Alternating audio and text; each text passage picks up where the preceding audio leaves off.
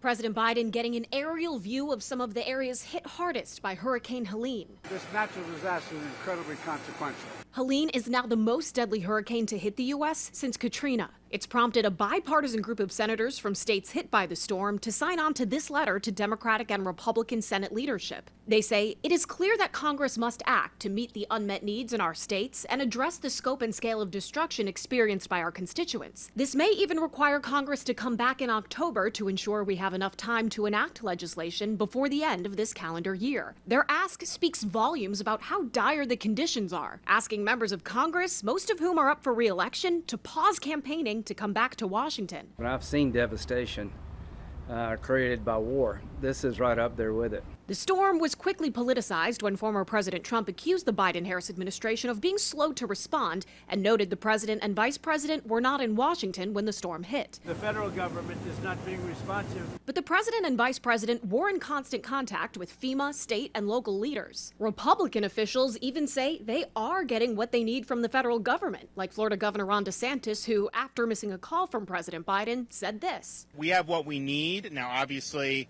there may be additional things that we'll ask for in the future. It depends on how things shake out. Same with Georgia Governor Brian Kemp. He just said, hey, what do you need?